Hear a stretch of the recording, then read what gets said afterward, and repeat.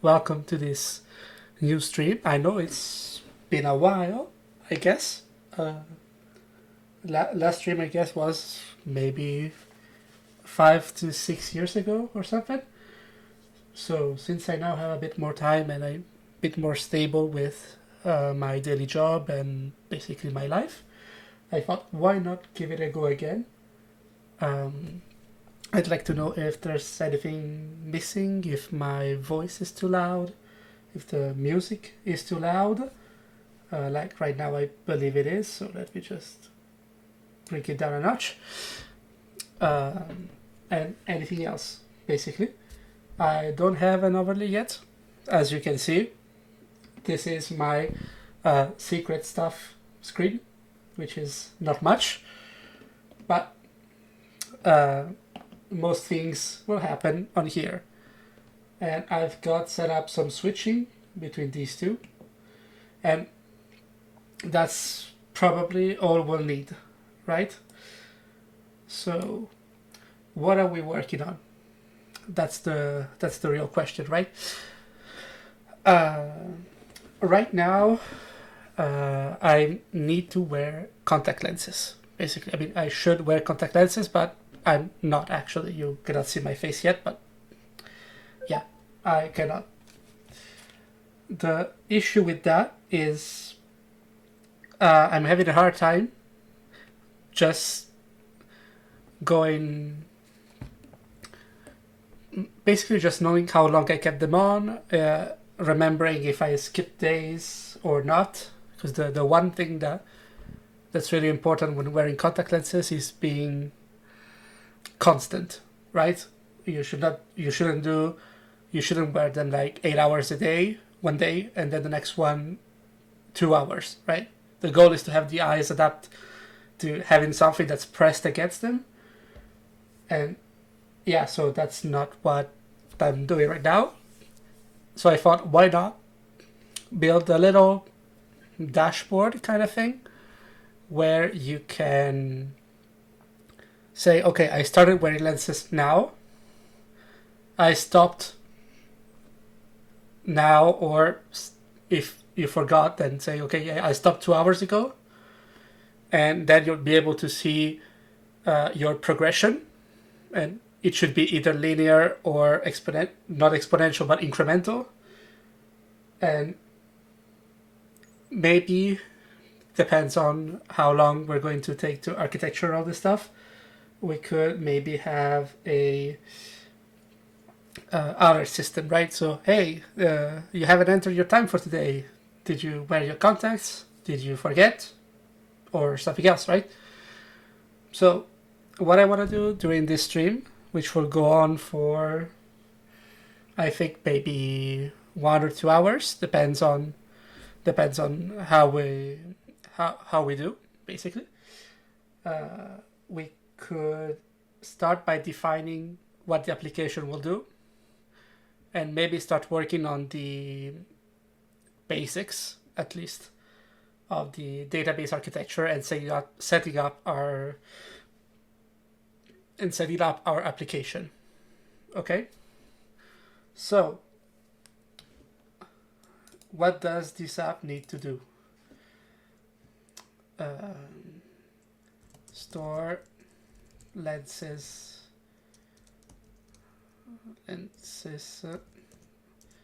wear duration,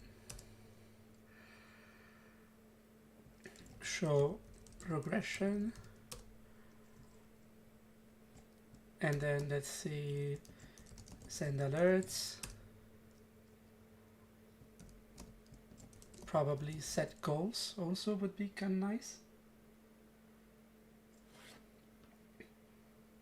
because you may say, okay, this I want to be able to wear my lenses for my contacts for 6 hours a day by June 1st, right? So we could maybe do something like that. Usually, I mean, this is what my optician told me, we need to maybe start at like 2 hours a day, then you do 2 days on 2 hours, then you increment to 3 or 4, 2 days at that, 6, 2 days at that, 8, etc., right?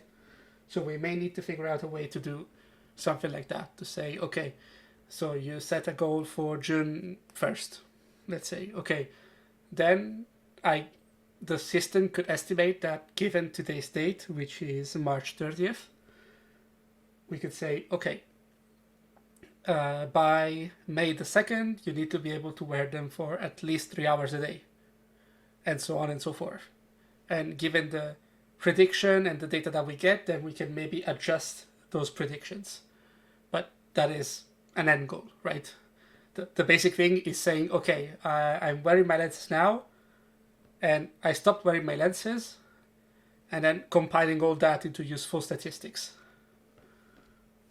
So I guess these, yeah, there we go. These are not so bad, okay? These two are the primary objectives, and the next are what we'll do if, I mean, not if, when we get to those two things. Those are what we'll do next. So let's talk stacks. Tech stack. Tech stack will be a framework I've been playing around quite a bit with recently and that I'm kind of liking, which is AdonisJS. We'll talk a little bit about about it in a minute. Then we'll be using Tailwind. Probably a bit of Alpine if we want to make some nice interactions, and either Turbo or Unpoly or HTMX, I guess. Not a big fan of HTMX, but it's in the same category. And then I guess SQLite should be fine, maybe Terso. We won't have that much data, so we could technically get by with SQLite, right? So I guess this is the stack, which is pretty simple, I hope. And okay, so when we're talking Adonis, I guess we should talk about the sections of Adonis. I mean, how different sections are configured. So we have Lucid, which is our ORM. We have Edge, which is our templating engine. And we have Ally, which is our social authentication, because we'll be doing OAuth because I don't want to store passwords and that kind of stuff. Okay. Now, this is the tech stack, and these are the goals. Let's get a bit more organized, and let's do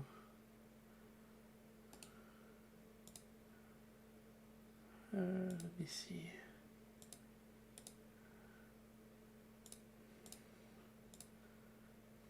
Let's do something like this. Yep. These are goals. This is the tech stack. Awesome. Now, let's talk database. Okay. So we'll most definitely have, there we go, a user table because we need users, right? Then we need to have a, how should we call this? Where table, probably something like that. And this where table will definitely have a user ID.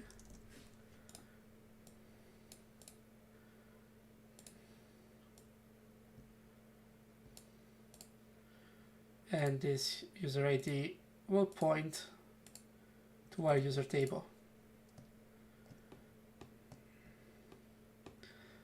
And we'll also have a user ID, a start date, end date, and maybe let's do something like a comfort level. And what I mean by comfort level is if you wore your lenses for 2 hours, did you want to scratch your eyes out by the time the 2 hours were up? And hopefully not. And we could probably use this to update our objectives, right? So if you're at the second day of wearing the lenses for 2 hours and your comfort level was 1 out of 5, then maybe we update the goal to say, okay, you're wearing those lenses for 2 hours for 2 more days. Okay? Something like that. So we'll have the where table, and these 2 tables should hopefully suffice for these 2 goals, right? And let's try to plan a bit ahead. So we're not working on this now, but just to be safe, let's do goal. And the goal will obviously have a user ID. And then we'll have a duration and a by date. Right? So, again, let's elongate this like this. And the user ID, damn it, the user ID is still linked to the user as well.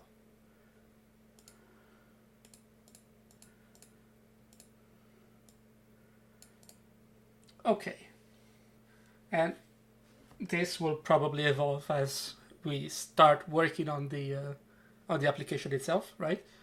But this is the overall thing that we'll be working on. Now, let's talk a bit about our stack again, right? So we'll be using AdonisJS to work on this. AdonisJS is a JavaScript backend framework, okay? Like Nest.js, like Express, kinda like Hono, whatever else. But it has some pretty nice defaults, I think, that work pretty well with the way I like developing stuff. If you wanted to compare it to another framework, it would probably be Laravel in PHP, right? If you worked on Laravel, you can see it has kind of the same syntax, right? You import a controller and then you set a get, a post, a put, delete, whatever HTTP verb you want on a URL, and you associate it with a method on the controller. And the controllers look a bit like this. So it has the same default grammar, right? Index for the list, store, show, update, and create. And edit. Forgot about that one. So, so this is how you define a model. And then they have some validators and all some really nice stuff, basically. So what I want to do is I want to open up the documentation, because this is going to be our best friend. Okay, I have already created a basic project. Okay, so I have it open right here in NewVim. Now I have a HTTP server running, and this is what it shows right now. So it works. Great. Let's see how we can modify it, right? Let's see. So if I go to start routes, so router.on and renders pages home.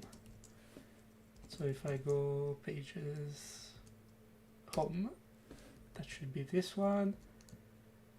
And let's say it works on stream.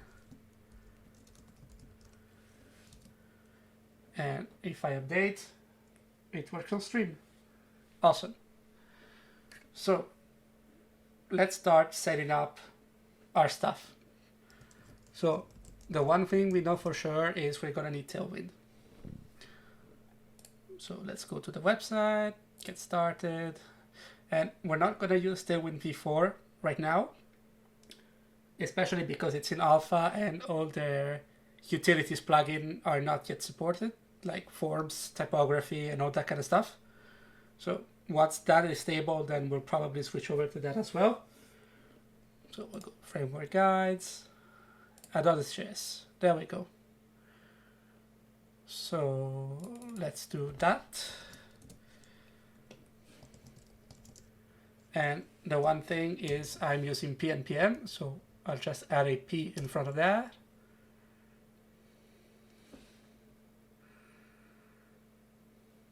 Okay, so yeah, I have a bit of a problem here, so I'll remove the node modules and I'll remove package lock. Now I can do pnpm install, since Adonis by default uses npm. So let's do this, and let's just wait for it to end.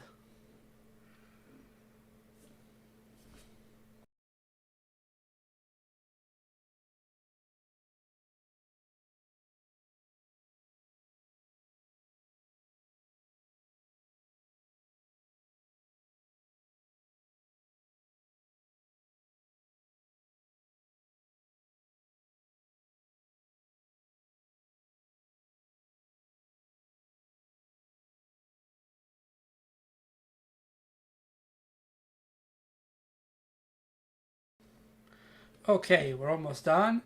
So now we have all the basic stuff, and we can add Tailwind, PostCSS, and auto prefixer. Once that is done, we can then run npx Tailwind CSS init. Awesome. And we can now go into Tailwind config, and we'll just need to do some edits in the content section.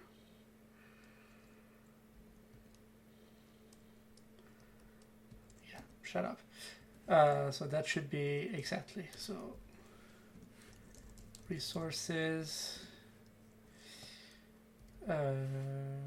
view. Okay, no, so let's do resources, every folder, and everything that ends in .h. And if now save and restart my server.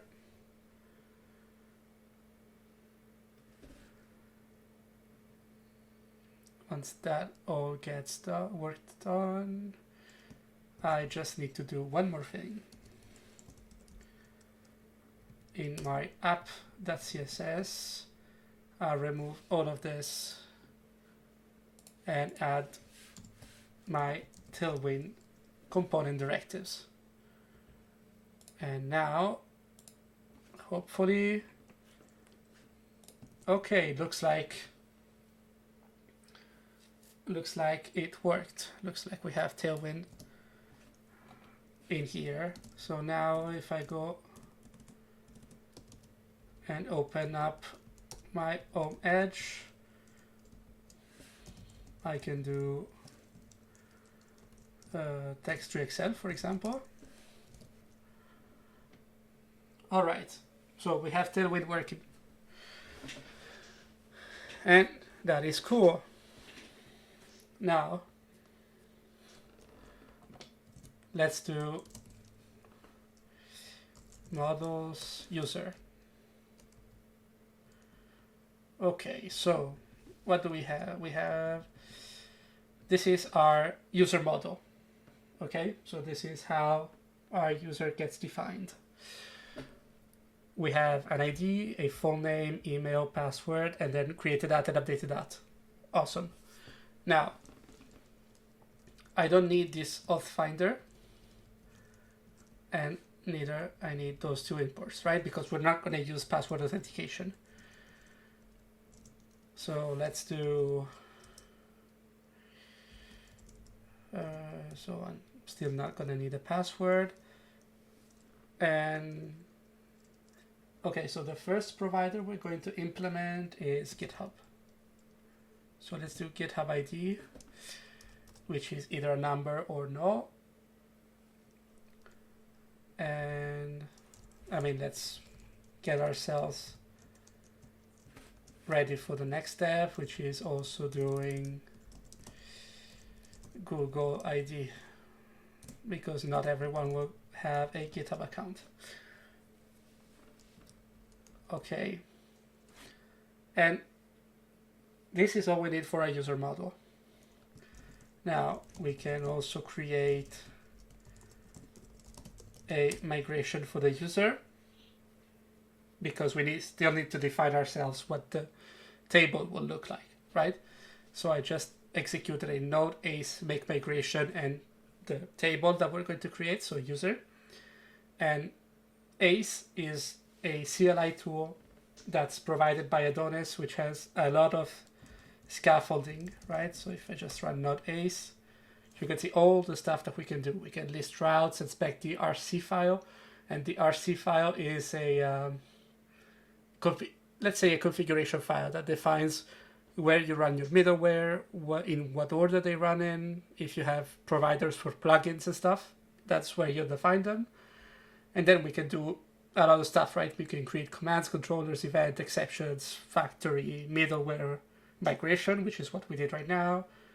And we can also create a seeder, which is probably something that we'll do at some point just to do some tests.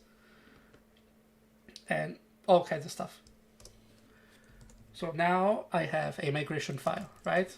So if I go into migrations, and this should be the one that we want. So this is the basic stuff, right? We have a table that's called users, and those users have an ID, a created at, and updated at. Now, let's add some more stuff. So we'll have a string for the email, and let's take a look back at our model. Then we have a full name,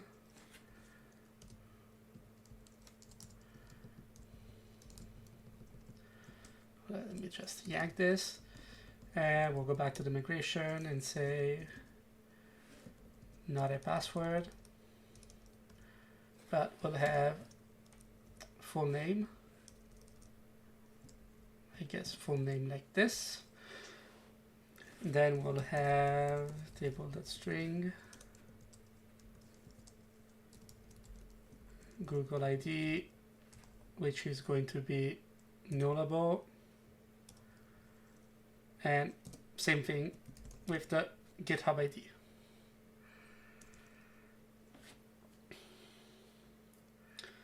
So this is the minimum things that we need in our user table, right?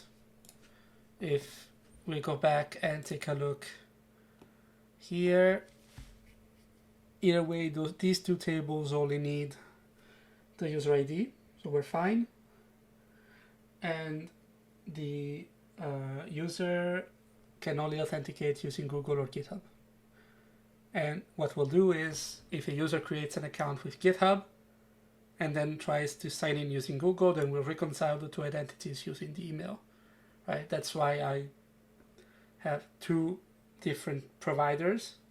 And I guess I could do another table called like keys. So like Lucia used to do in their V2 before the switch to V3. So I could create a key table, and then each user may have different keys with different providers, and that would also work fine.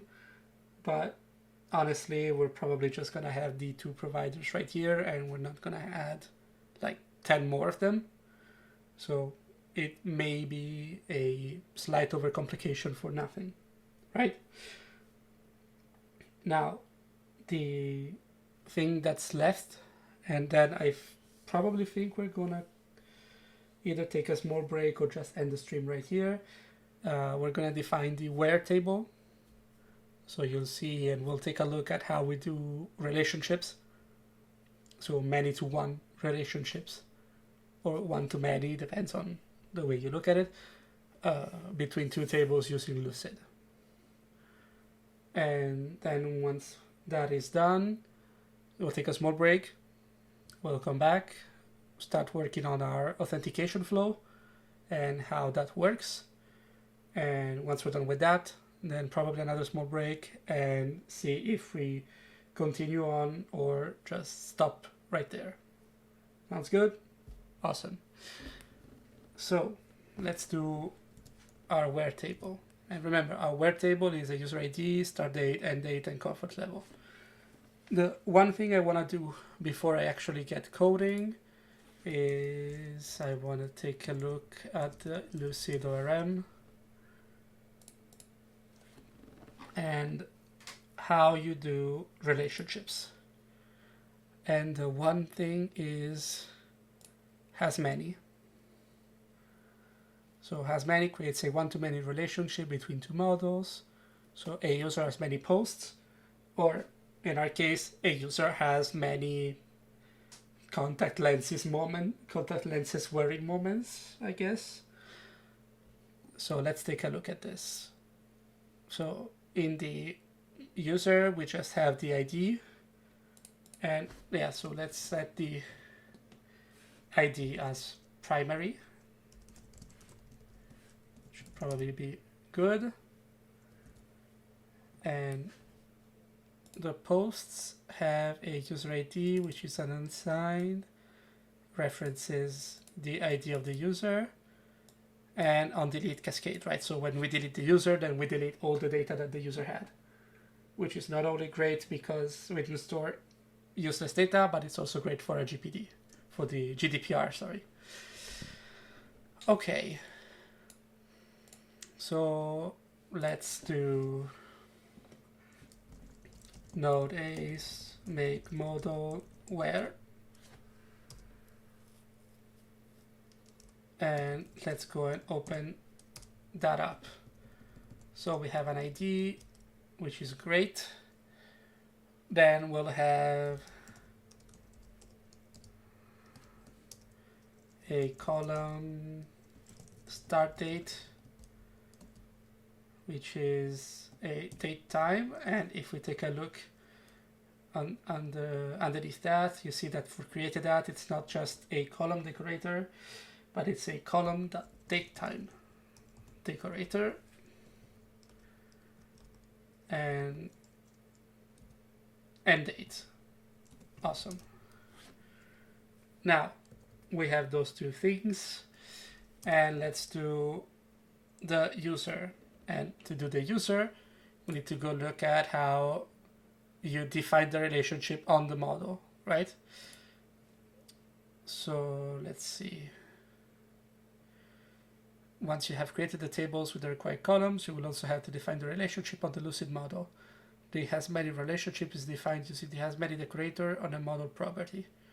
So for this, we'll have a user ID on here.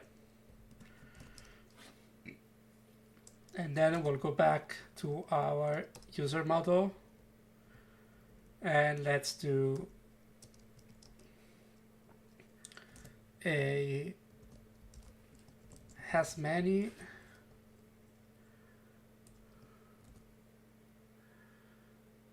from So it shouldn't be from this, but from this right here.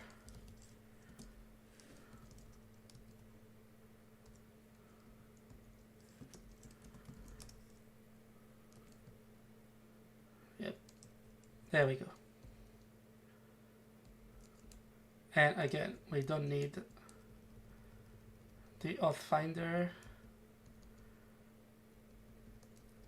And so we have the hasMany and hasMany. There we go. Sorry, I didn't switch back to this. We imported hasMany from AdonisJS Lucid ORM. We removed the auth finder from the compose call right here, and we probably don't even need the compose call anymore, but that is something we'll handle later. And we have a hasMany decorator, so we just need to add, damn it, a hasMany, and then where exactly, and then where's hasMany type of where. If we look at the thing right here, it should be that. Yeah. So we also need to import the hasMany type, and we also need to import where from, and that should be models. Yeah. There we go. Okay, so now let's see if, so I still need to do something here. I need to make the migrations for the where. So node A is make migration where. There we go. And then we can just go create where's table. So we have table.timestamp, start date, and end date, and then we have unsigned references ID in table user.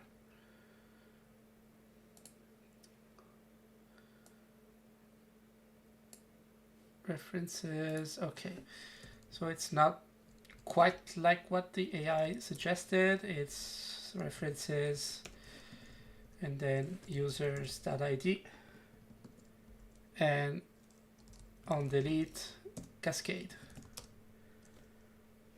And hopefully if I do node ace migrate run dry, it's migration and not migrate.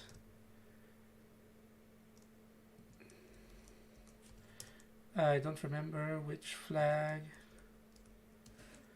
It should be dry run maybe. Okay, so let's look at the statements. First things first, I should probably remove database migrations, and then the so it should be this one, 73, create user table, because otherwise we'll have an error. So if I do another dry run, we should have only 2 migrations, and let's see. We have create table users, so we create an ID, email, full name, Google ID, GitHub ID, created at, updated at. So this one is fine. And for where's, create an ID, start date, end date, user ID, created at and updated at, and then we create a key user ID, which is this one, references, user's ID, on delete cascade. Seems like everything is working fine. So now if I do a migration run, Then we just migrated and created our database. By default, what Adonis does is it creates a TMP folder, and inside you have a DB file. This is fine for now since we're only working in a local environment, right? But if mostly when we deploy this in production, we'll probably switch to something like, as I mentioned before, Torso or Neon, or just a hosted database somewhere, because it just may be easier than just handling a local file, right? So what I'd suggest we do right now is we maybe take a 5 to 6 minute break. I'll go get something to drink, and then we can continue. Sounds good? Awesome. I'll see you guys in a few minutes. And we're back. So I adjusted a bit the audio. Hopefully it's a bit more, you can hear it better. Hopefully, let me go back here. Awesome. So before the small break, we had our migrations, we had our tables, everything was looking wonderful. What I suggest we do for the remainder of this stream, which is going to be maybe at least another half an hour, or something like that, is we work on the login page and the login logic. Meaning that we handle at least creating a GitHub application and having all of the logic that we need to handle actually logging in users with GitHub. Okay, so first things first, let's go back to Adonis and see, so it should be digging deeper, social authentication. Awesome. So we need to do node add AdonisJS Ally, and this is something that we can do on the terminal, and this will install AdonisJS Ally.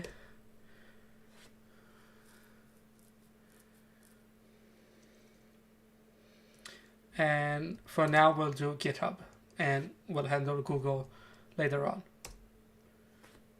So it created a config ally.ts, it updated the AdonisRC, and updated the .env file. Now, why did it say it updated the .env file, and what is this start/env.ts file?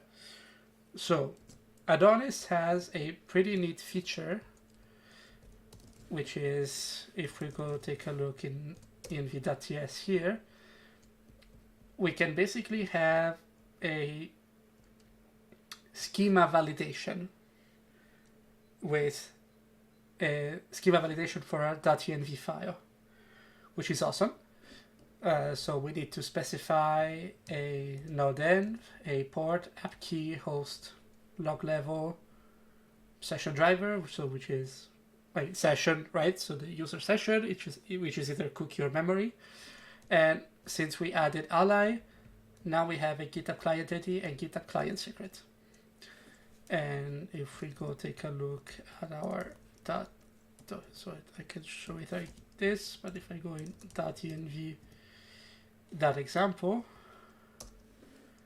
you see we have time zone, port, host, log level, app key, node end, session driver, and then it added our GitHub client ID and GitHub client secret. And if I go into my regular .env, all of these are set up correctly except GitHub client ID and GitHub client secret. This is something that we need to set up ourselves. And for that, I'll just switch over to this tab, which will let me just go and create a new GitHub application, copy the ID and the secret. So for those of you, so I'll switch back here for just a simple minute. For those of you who don't know how to create a GitHub OAuth application, just go into your profile, settings, developer settings, OAuth apps, and new OAuth apps. So at least for me, I'll say something like Lenstracker local. The on-page URL will be http localhost 3333, and the callback URL, this is something that we'll then need to handle in our routes, will be http localhost 333 /auth /github /callback. And now I'm gonna switch back to my secret, beautiful secret application, and register my application, copy the client ID, and copy the client secret. Actually, I could just show you. So this is just local stuff, right? So I now have my GitHub client ID and GitHub client secret. And for now, I can just say pnpm dev to start our server back up. And let's create a controller. So node A is make controller, and we'll call it auth. So it will create a auth controller.ts, and we can just go and open it up. So let's have a public async redirect.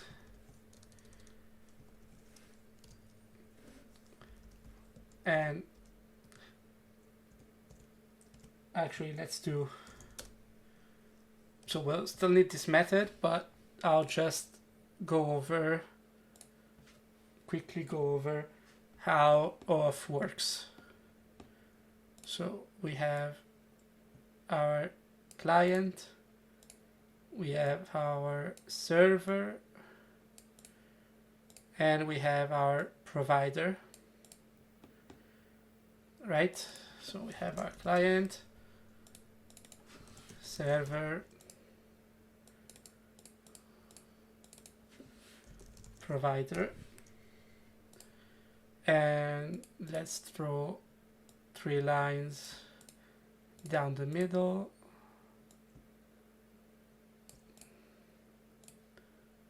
like this, and let's do, so here we have a login request that comes from the client, and this login request goes to our server, and this server redirects to provider, right? Because OAuth means the provider that we choose is the one that is responsible for authenticating the user, right? To verify that it has an account with said provider, so with GitHub, for example. And if it doesn't, then prompt him to create an account and everything else. So we can redirect to provider. And so we go to provider, the provider authenticate user, and once the user is authenticated, it will send user info to callback endpoint. And once we have that, then this goes back to the server, and once the server gets this information, It will create session and everything else it needs, basically. And it will send the session back to the client. This is the basics of how Auth works, or at least how it will work in our case, right? So the user goes to the login, it selects GitHub. So we have a route that says, okay, I want to log in with GitHub. We redirect to GitHub. GitHub authenticates the user. It sends the request back to our callback. The callback verifies the request, saying, okay, is this request valid? Yes, no. If it is valid, then we create a session, and the user goes back to their screen, say, hey, welcome back, or welcome, and whatever else.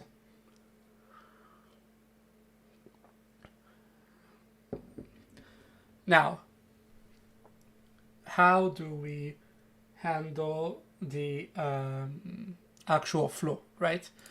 So if we take a look at the documentation, we see usage, right? So we have, once the package has been configured, you can interact with Ally's APIs using the context.ally property, because each controller route, or each route basically gets this context right here. So in the callback that defines what the route does, you get a context variable that contains a bunch of stuff. In our case, it contains an Ally variable that we can use. So we can have something like this, dynamically retrieve the driver with /provider/redirect, for example. And so we use Ally and params. Params is just something that gets out these parameters from the URL. And then we specify a provider can be either GitHub or Twitter, right? This is a regex that says either this one, or this one.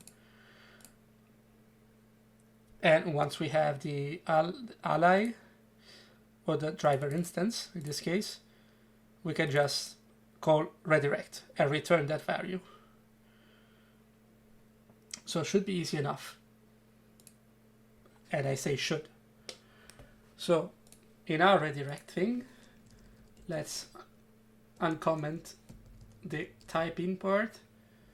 And let's say, so we want Ally and params from the HTTP context. Let's get back our driver, which is ally.use.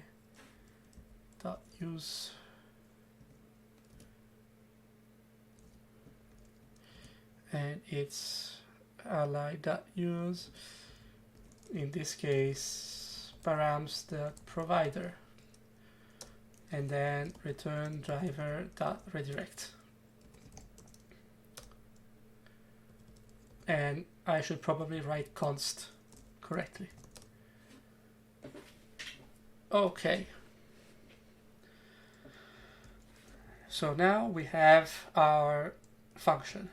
So we have a redirect, which receives the provider as a parameter, and then calls that driver's redirect.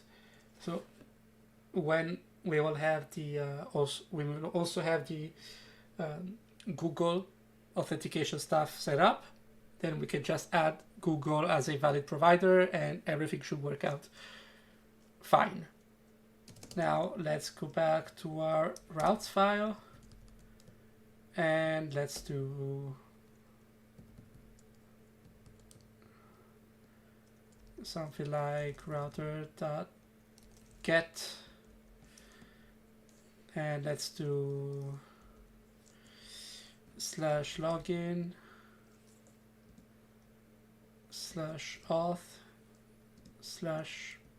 /the provider /redirect, and we will have the auth controller and the redirect method.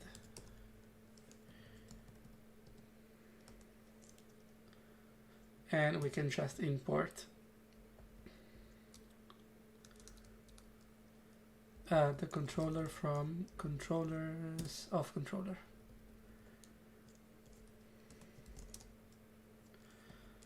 And we can also specify what we saw before, right? So where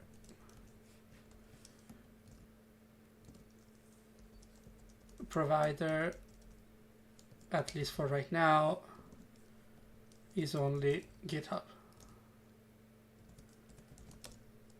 And once that is done, the server starts back up without problems, so we don't have syntax errors, which is great. And we can switch back up to the browser and do /login. I mean, why did I do that? So let's do /auth /provider /whatever. So now we can do, in the address bar, we can say /auth /github /redirect. And hopefully this works first try. Awesome. Authorize Lenstracker local. And if I say authorize, then we get redirected back to /auth /github /callback. And obviously we haven't defined that route yet, so we just get an error, which is great. Means it works, like it says on screen.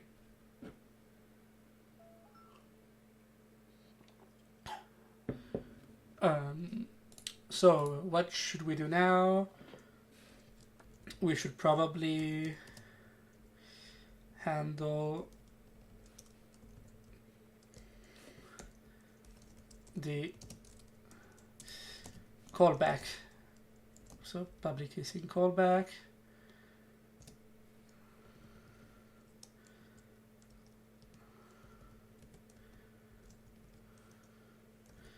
So let's do as before, right? So we have a callback, we can say driver and ally that use params.provider.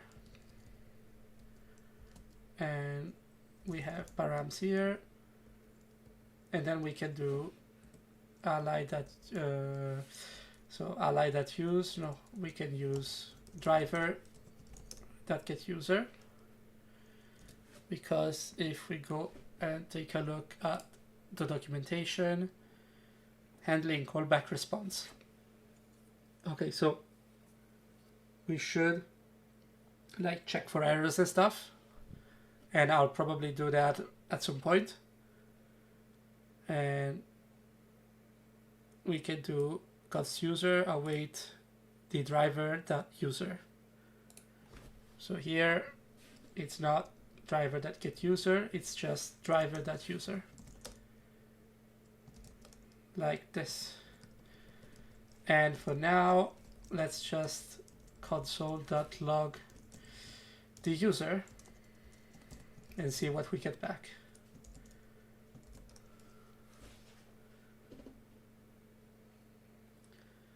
So let's get back to our page.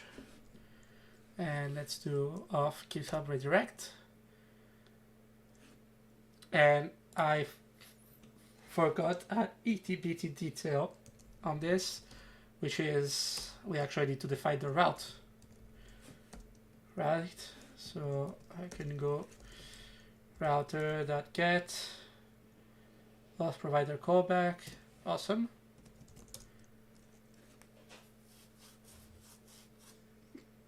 And let me just quickly check. Auth provider callback matches the authorization callback URL here. Awesome. So let's do it again. Okay, so we got a blank response, but on here we do have everything we need. Right, so we have the email. We don't have a nickname, but we can get the original data that is not parsed and see my login here. And so we should be able to save this in the database and actually get back our user. So let's take a look at how we can do this. Okay, so we don't have anything in the actual social authentication part, but we should have something in the auth.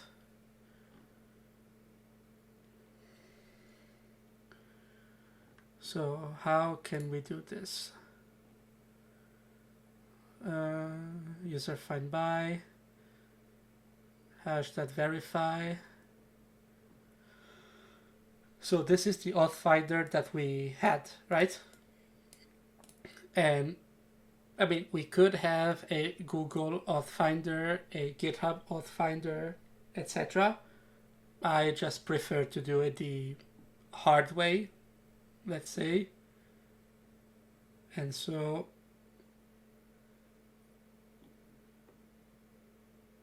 let's see.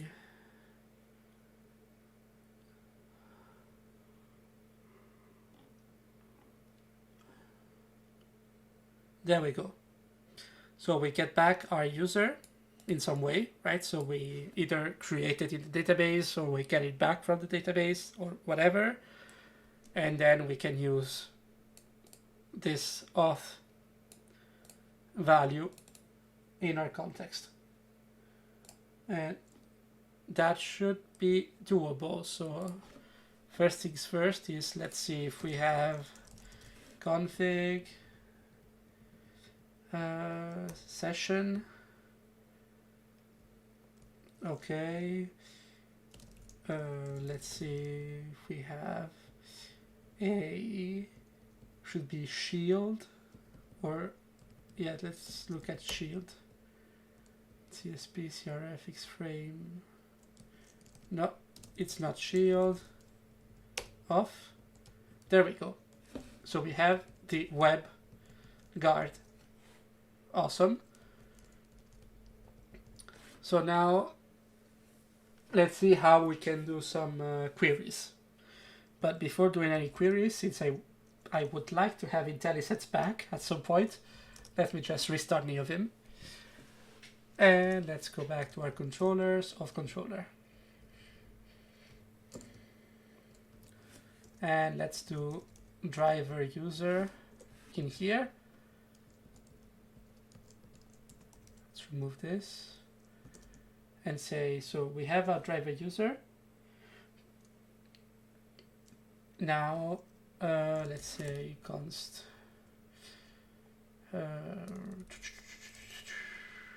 let user await user, which will import, and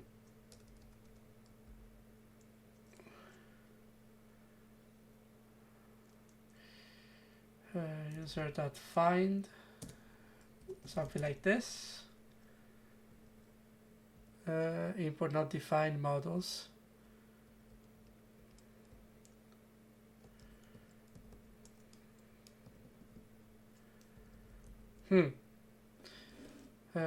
Let's see. Config off. Yeah. Models user.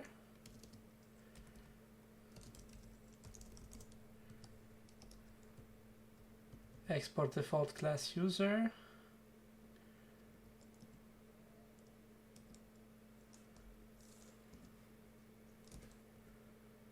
And we'll import where like this, just to be safe.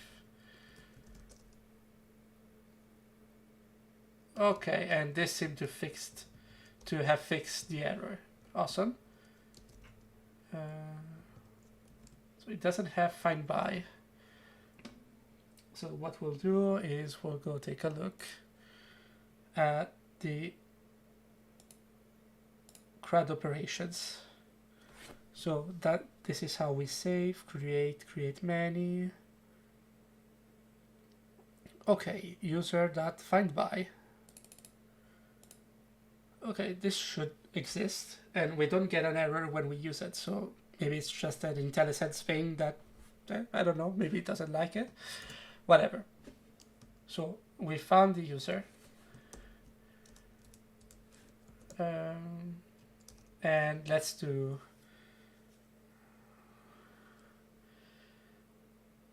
basically something like this. So if we don't have a user, then we'll create one, right? So user await user.create, and we'll have an email, which is the driver user.email, and then we need to have a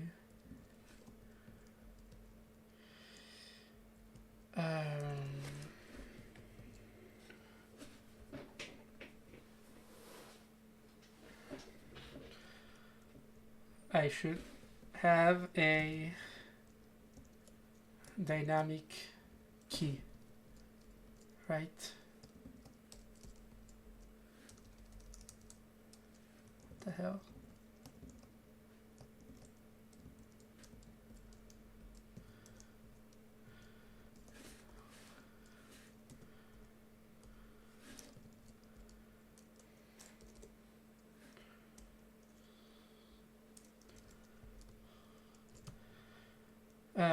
Sorry, my keyboard is acting up.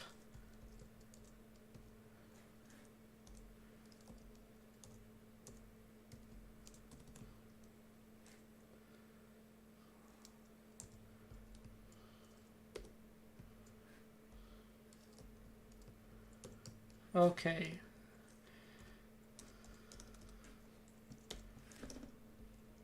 So params.provider ID, driver user.id. Yeah, awesome. Can I go and see? Yeah, it returns an ID. And then just a little thing with GitHub. So if params.provider is GitHub,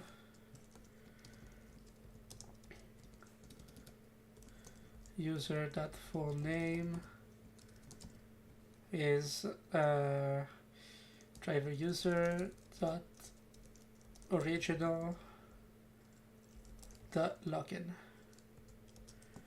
Then we await user.save.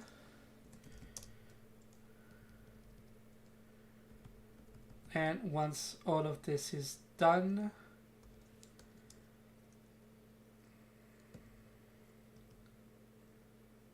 okay, no, just stop.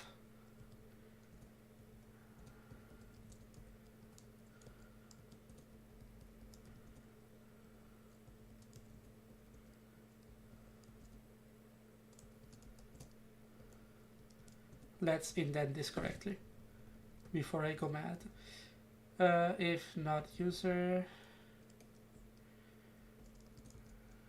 there we go. If we don't have a user, we do all of this. If not user that, and basically we do that, and then we save, and then auth that use web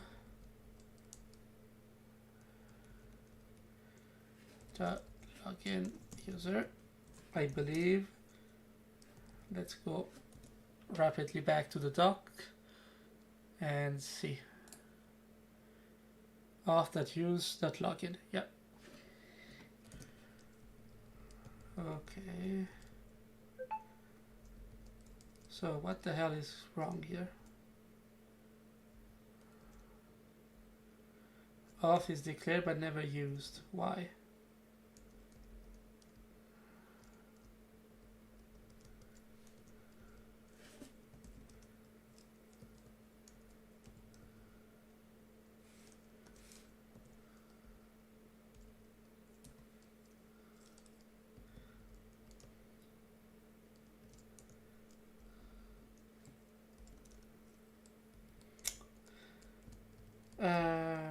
Okay, so this is a formatting error. Let's do it another way for now.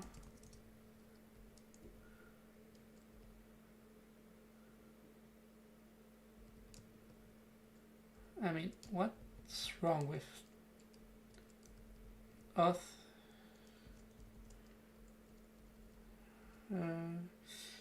Let's see. Okay, so we do that, if not user, whatever.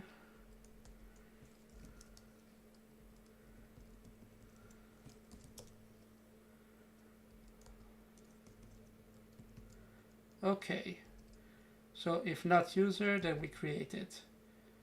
Then we await user.save. There we go. That, then that, then that. Okay, awesome.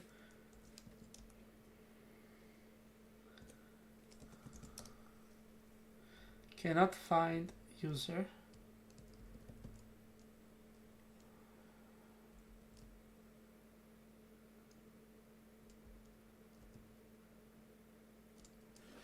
What the hell is wrong with this code?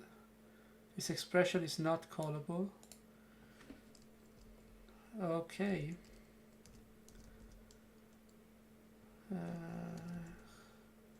No, I don't want to move it to a new file. Let's see. I tried doing things the right way, right? So if I save this, okay. And now the indentation is correct. So for now, let's just do something like this. And then we'll do a switch on params.provider.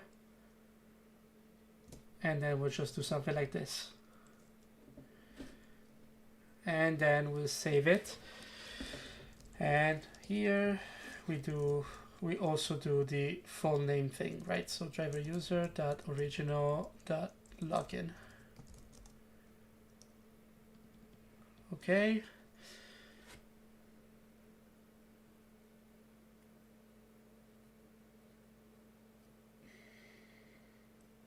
And let's add a to-do here. If provider ID already exists, check if it matches. If not, return error. Okay, so this is not something we'll do right now, but it's something that we should do probably next time, or it's something that I will do outside of streaming because it's not that useful to see. And I just want to see CRUD operation, create, await user.create. Okay. Okay.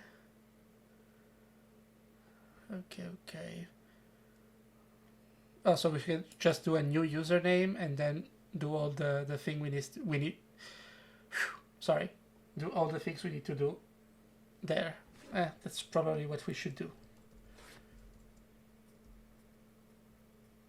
So this is a new user.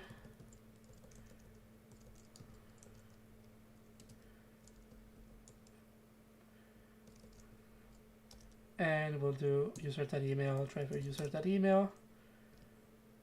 And after all of this is said and done, then we save the user and then we try to log in as the user. And that should be good enough,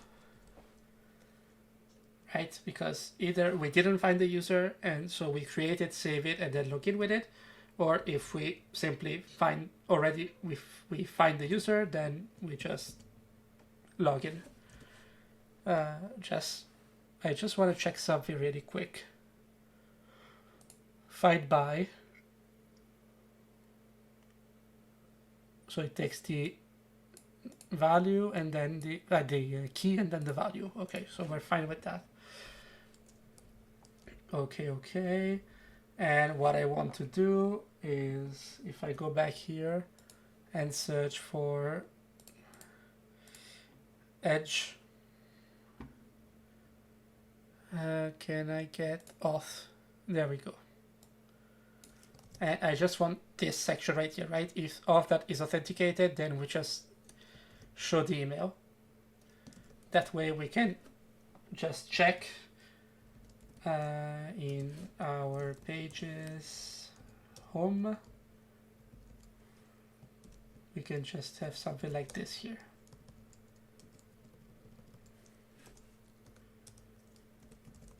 There we go. And the one thing I also want to do in our controller is not return the user, but I want to return redirect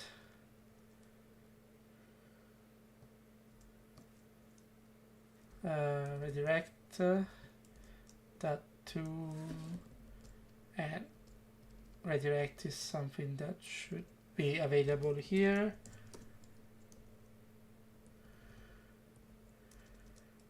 Redirect dot to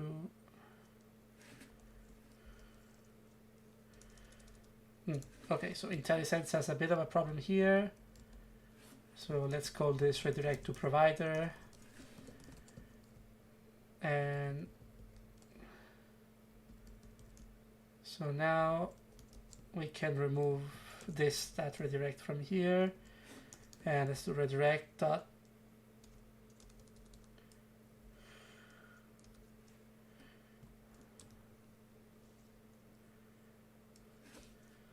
did I do something wrong?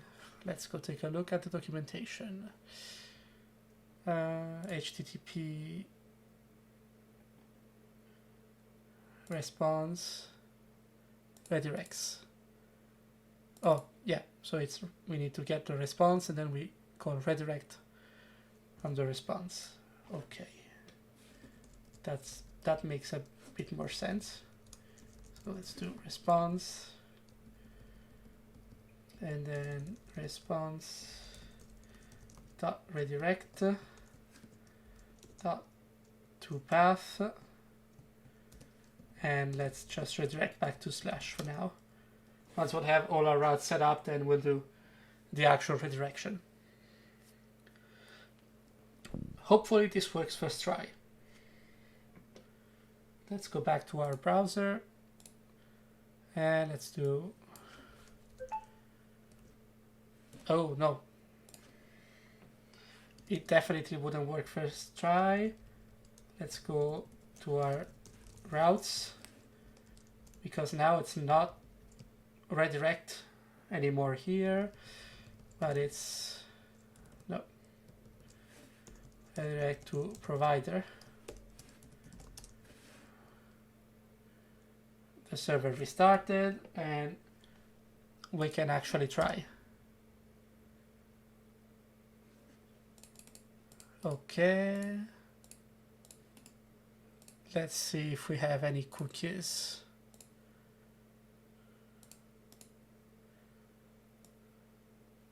We do have something, and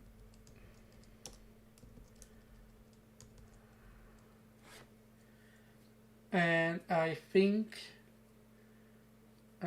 we need to do okay, in our routes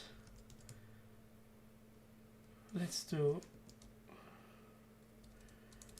router.get slash, where we'll just have a function that gets auth, and let's do async function, and let's do await auth dot authenticate,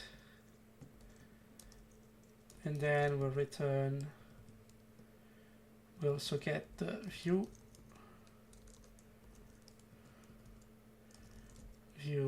dot render pages home. So now, oh damn, I didn't switch back to the thing. Okay, so what I did is, instead of router.on/ and then just pages/home, I changed it to an anonymous function that takes the auth and view and authenticates the user and then renders the page. Doing that should validate the user, and we should be able to get access to this elements here. So let's try that. I should just be able to reload my page, and I just dox myself, but whatever, right? We get our email. So authentication works. And this is good. So now, once we have our Google authentication method, then we can just add configure Ally to also use Google, add it to our routes here, where provider can also be Google in addition to GitHub, and it should also just work, which is awesome. And then we need to figure out a way here to say, I would prefer to avoid duplicating code unnecessarily, right? I would like to find a way to say, okay, so basically what I tried before, right, with some template literal, say, okay, we get the value, like the GitHub or Google, the provider value, and if the key that is the provider value and ID already exists, then check if it's the same value. If not, throw an error. So we need to figure out that kind of stuff, because otherwise we just may have a I mean, it shouldn't happen. Usually you can only have one account per email address, right? But let's imagine something goes horribly wrong. We need to change, the account gets deleted, whatever, right? In a way, it should still work. Like, in a way, it should still be able to access your account, right? If you have the same email address and the ID changes, then you should still be able to do something with your account. You shouldn't lose access to it. So either we trust the provider to say it will always be the same. It will always be the same person using the email address, and if it isn't, then it's not our problem. Or if we need to do something else, if we need to check for the ID, right? If we need to check for the ID, then that complicates a bit things, but it's still not impossible. But whatever. For now, this works. And I think we'll probably end it around here. And next time we'll work on some more styling, okay? And I'll try to figure out a better way to switch between the browser, the code, etc. And since I'll also be able to rewatch and edit this VOD and this VOD, then I should also be able to figure out my levels, if my voice is good enough, if I'm too far from the mic, and all that kind of stuff. Until then, I'll wish you a good evening, in Europe at least, a happy Easter for those that celebrate it, and I'll see you next time. Bye, guys.